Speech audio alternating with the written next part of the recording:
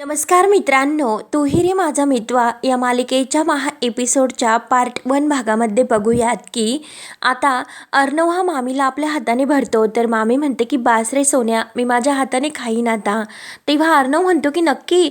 मामी म्हणते की हो नक्की. तेव्हा अर्णव ती प्लेट मामीच्या हातात देतो आणि उठतो, बाहेर येतो. तर बाहेर अंजली आता ते दोघांचंही प्रेम पाहून अगदी खुशून हसत असते. तर अर्णव तिच्याजवळ येऊन थांबतो, तिच्याकडे पाहत असतो. तेव्हा मात्र आता अंजलीला खूप आनंद होतो.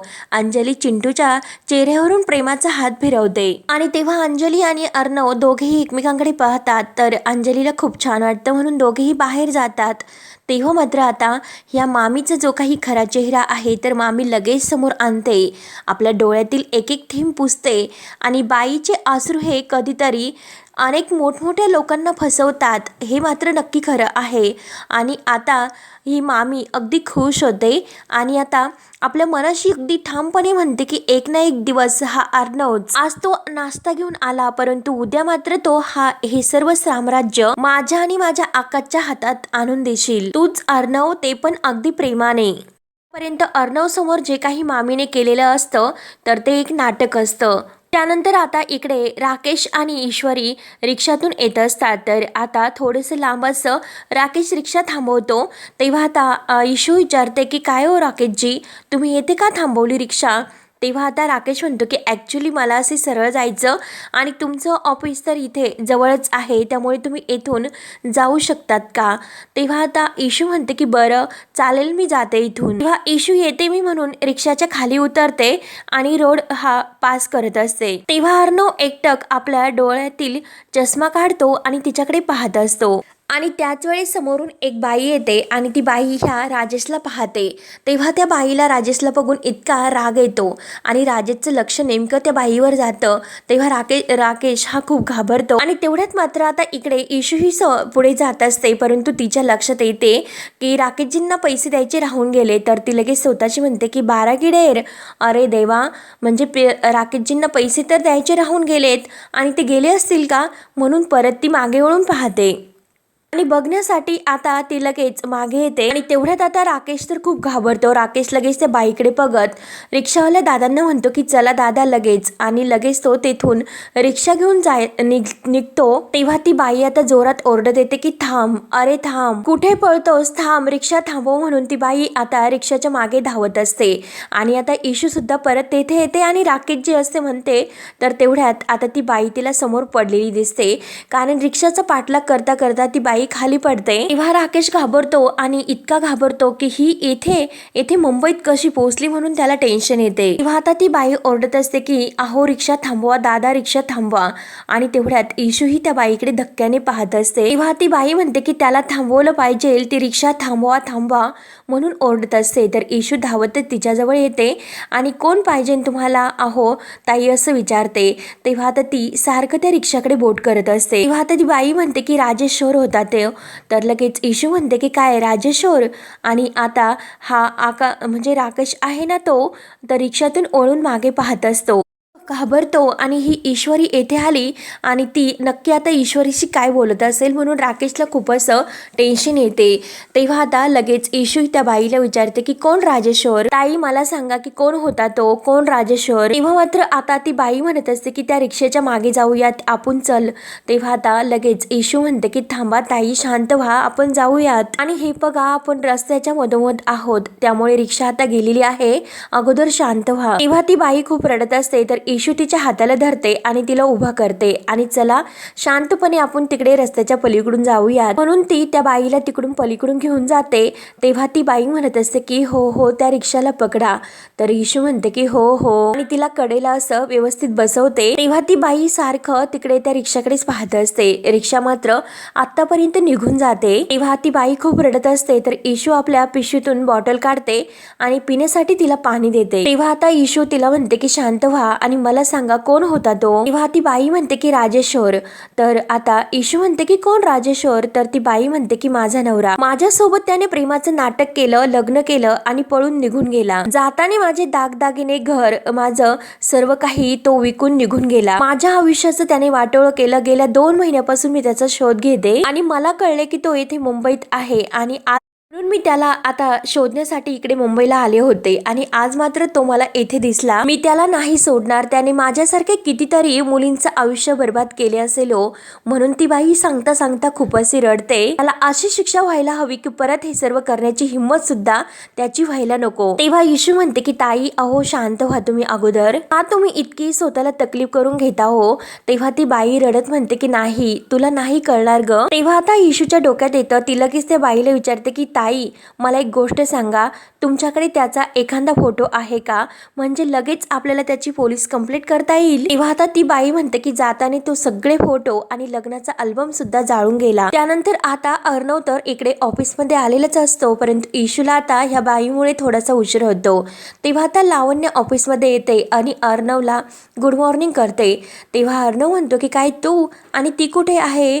तेव्हा लावण्य म्हणते की कोण ती. तेव्हा आता अर्णव म्हणतो की तीच मिस इंदोर. लावण्य म्हणते की हो दॅट्स युजलेस. ती तर अजून आलेलीच नाही आणि तिला हे सर्व. तर अर्णव म्हणतो की आय नो तिला हे सर्व नाही झेपणार. तेव्हा आता लावण्य म्हणते की हो दॅट्स क्लिअर. तेव्हा आता इशू इकडे त्या ताईंना म्हणते की एक मिनिट तुम्ही मला तुमचा नंबर द्या, मग मला तुम्हाला जेवढी मदत करता येईल तेवढी मी मदत करते. तेव्हा आता ती बाई इशूला नंबर देते. तर इशू तिला नाव विचारते. तर ती बाई सांगते की शलाका पाटण. तेव्हा इशू म्हणते की बरं मी तुम्हाला माझा नंबर सुद्धा पाठवते, जर काही मदत लागली तर मला नक्की कळवा. तेव्हा त्या ताई हो बोलतात. तेव्हा आता इशूच्या लक्षात येतं की ऑफिसला जाण्यासाठी मला खूप उशीर होतोय, म्हणून ती त्या शलाकाला म्हणते की बरं ठीक आहे ताई आता मी निघते, कारण मला ऑफिसला जाण्यासाठी खूप उशीर होतो.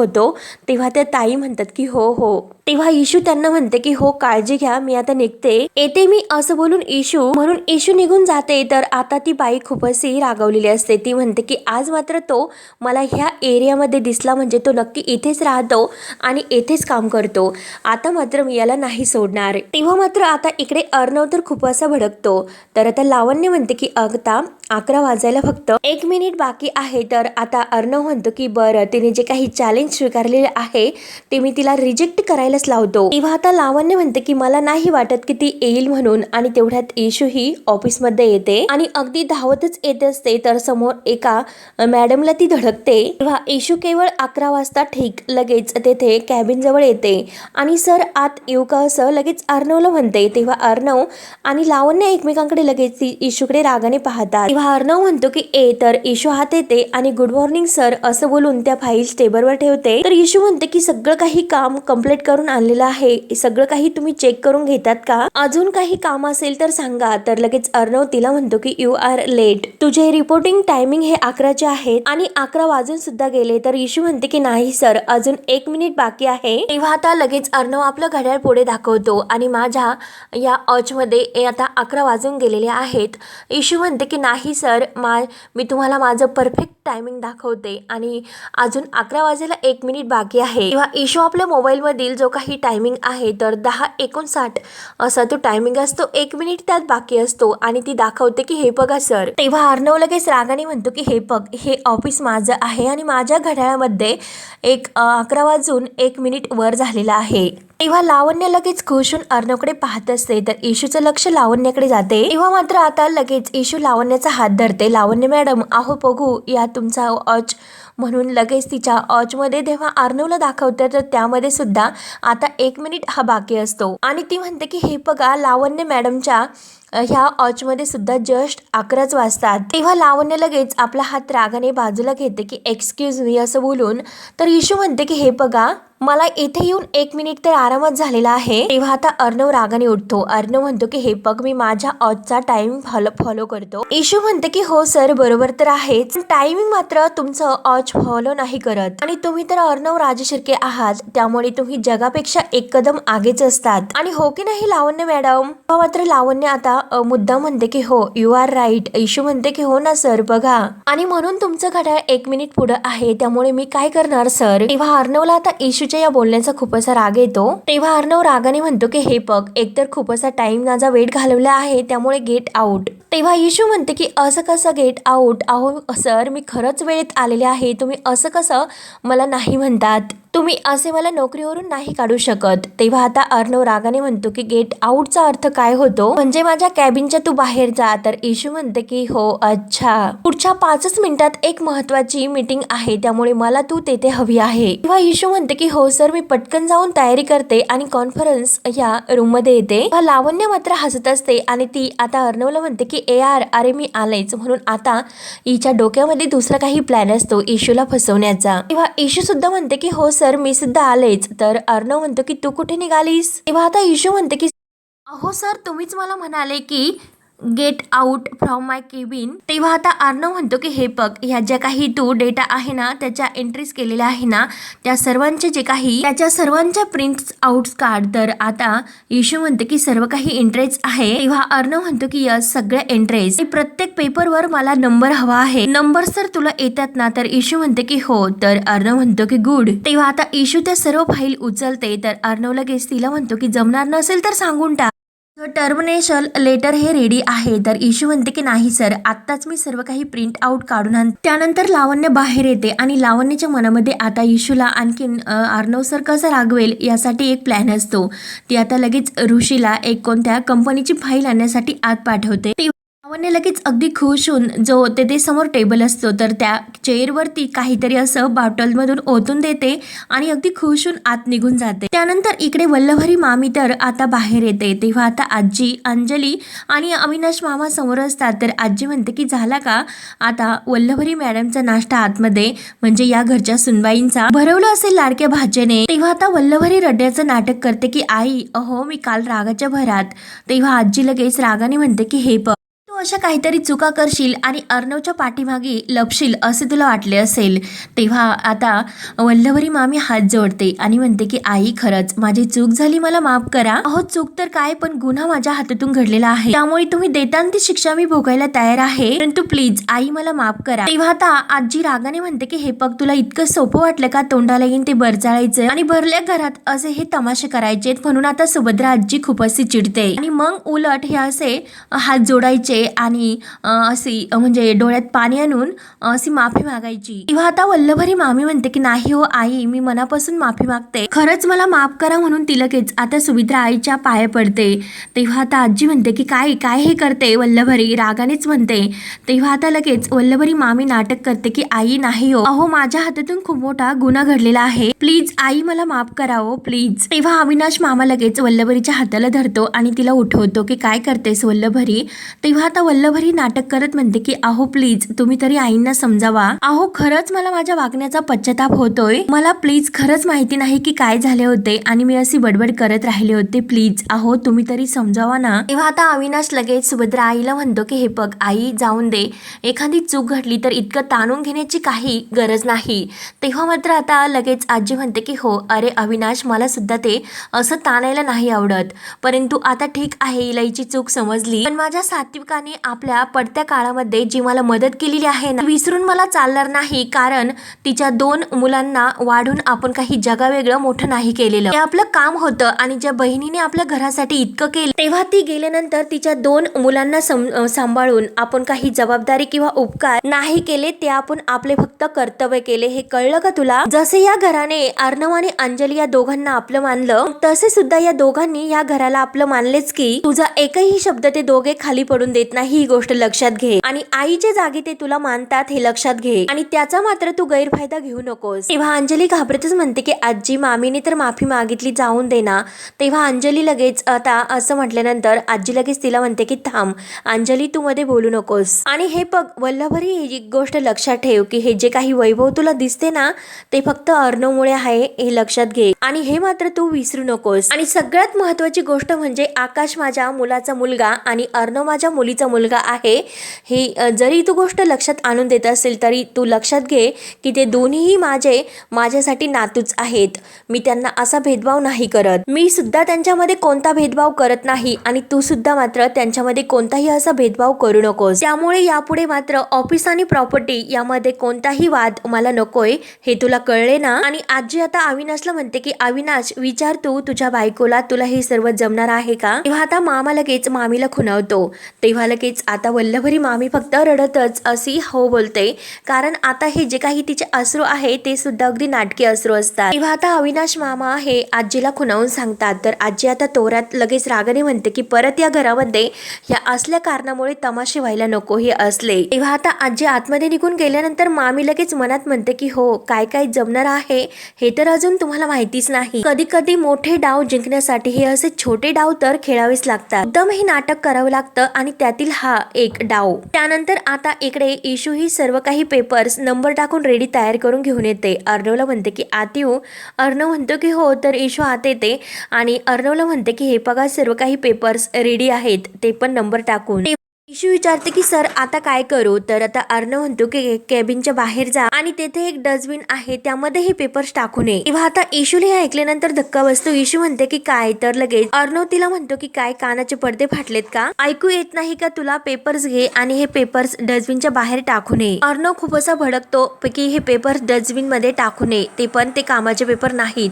तेव्हा आता लगेच इशू म्हणते की सर अहो हे तर कामाचे पेपर्स आहेत आणि तुम्ही त्यावर नंबर टाकून मला रेडी करून आणण्यासाठी सांगितले होते, ते सर्व मी केले आणि आता परत ते डस्टबिन मध्ये का टाकण्यासाठी सांगतात तुम्ही. आणि अहो सर तुम्हाला माहिती नाही, हे काम करण्यासाठी मी काल रात्री अख्खी रात्र जागवली. तेव्हा अर्णव लगेच आता भडकतो आणि उठून लगेच म्हणतो की मग मी काय करू, कारण चॅलेंज तर तू स्वीकारलेलं आहे, त्यामुळे मग मी तुला जे काम सांगेल ते काम तर तुला करावेच लागेल. आणि काम करताना तुला किती त्रास झाला, तू किती जागली, हे जे काही डिटेल्स सांगते ना ते सांगायची मला काही गरज नाही. अगोदरचं जे काम तू केलंस ना तसेच हे काम सुद्धा कर, ते पेपर्स डस्टबिनमध्ये टाकू नये. तेव्हा आता ह्या इशूला खूप असा अर्णवचा राग येत असतो. तेव्हा आता इशू म्हणते की पण सर. तर आता अर्णव ऐकायला तयार नसतो. अर्णव म्हणतो की हे बघ, तुला जर हे काम जमत नसेल तर तुझं टर्मिनेशन लेटर तयारच आहे, असे प्रत्येक क्षणाला तो इशूला आठवण करून देत असतो. तेव्हा आता इशू म्हणते की हो आत्ताच टाकते आणि इशू बाहेर येते आणि आपल्या चेअर जवळ येते आणि त्या टेबलवर आपले पेपर्स ते अलग रागाने आदळून देते. आणि काय माणूस आहे हा भडकूचंद. तेव्हा लावण्य आता इशूकडे खुशून पाहते आणि माणूस नाही तर हा राक्षस आहे, राक्षस. आणि लगेच पिऊन दादांना बोलावते आणि हे घ्या डस्टबिन मध्ये नेऊन टाका असं त्यांना म्हणते. आणि रागाने आता इशू आपल्या खुर्चीवर बसते, तर लावण्य अगदी खुशून तिच्याकडे पाहत असते. लावण्य आता मनात म्हणत असते की यार सोबत कॉन्फरन्स अटेंड करायची ह्या देशी गावठी मुलीची लायकी तरी आहे का, त्यामुळे आता बघते मी कशीही अटेंड करते ही कॉन्फरन्स. म्हणून आता जो लावण्याने तो मोगाची प्लॅन केलेला आहे, तर त्या प्लॅनने आता ईश्वरीला आणखीन ती म्हणजे यात अडकवणार असते. त्यानंतर मात्र आता इकडे राजेश हा रूममध्ये येतो आणि ही शलाका येथे कशी तडफडली असेल म्हणून त्याला खूप असं टेन्शन येते. नाही हे सर्व चुकीचे घडते आणि तिने जर ईश्वरीला हे सर्व सांगितले तर सगळे माझे पितळ उघडे पडेल. अजून तर ईश्वरी माझ्या पुरती जाळेत सुद्धा नाही अडकली आणि ही शलाका मध्ये आलीच कशी, म्हणून अर्णव आता खूप असा टेन्शन मध्ये येतो. त्यानंतर मात्र आता इकडे शिर्के आणि अर्णव हे एकमेकांशी बोलत असतात. शिर्के अर्णवला सांगत असतात की सर मी काल तुम्हाला कालच्या मीटिंगची जी काही ही लिस्ट मी तुम्हाला मेल केलेली आहे. तर अर्णव म्हणतो की हो यस. तेव्हा अर्णव लगेच आता इशूला म्हणतो की मिस इंडोर कॉन्फरन्स क्विक. तेव्हा लगेच इशू म्हणते की यस सर आणि ती लगेच घाईने उठते. लावण्यने जो काही ते फेविक्विक चिटकवलेला टाकून दिलेला असतो, तर त्या इशूचे जे काही ड्रेस आहे तर त्याला चिटकतो आणि तो फाटला जातो. तेव्हा आता सर्वजण इशूकडे पाहतात आणि एक मुलगी म्हणते की आय्या हिचा ड्रेस तर फाटला, म्हणून त्या सर्व मुली आता इशूवर हसतात. तेव्हा आता सर्व ऑफिसमधील जे स्टाफ आहे तर ते इशूवर खूप असे जोरजोराने हसतात. परंतु इशूला आता इतकं वाईट वाटत असतं आणि ती घाबरतच आपलं जे काही ते ड्रेस फाटलेला आहे तर ओढणीने झाकून घेते आणि अगदी तशीच ती मागे येत असते.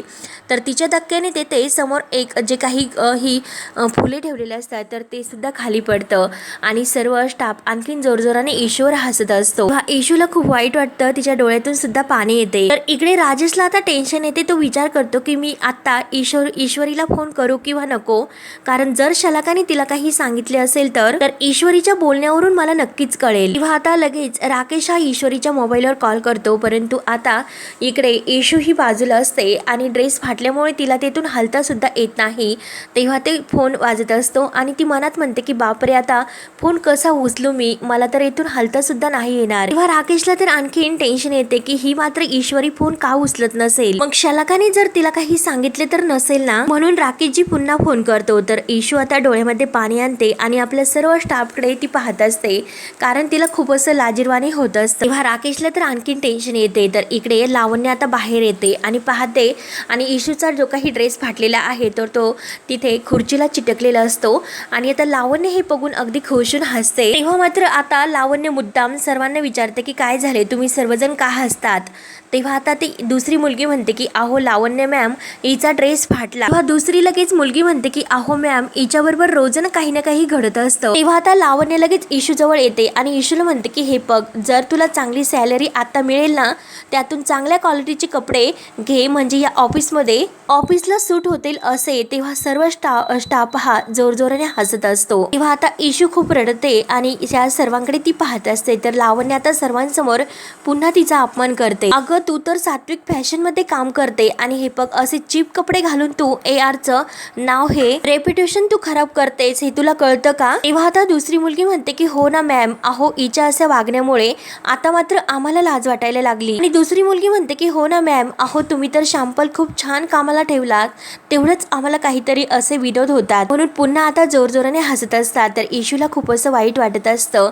तेव्हा आता सर्वांसमोर इशू फक्त पाहत असते, ती कुणाला काहीच उत्तर देत नाही आणि लावण्य मात्र आता एकही चान्स तिला बोलायचं सोडत नसते। तेव्हा मित्रांनो, पुढे काय होतं हे एपिसोडच्या पार्ट 2 भागामध्ये बघूयात। धन्यवाद।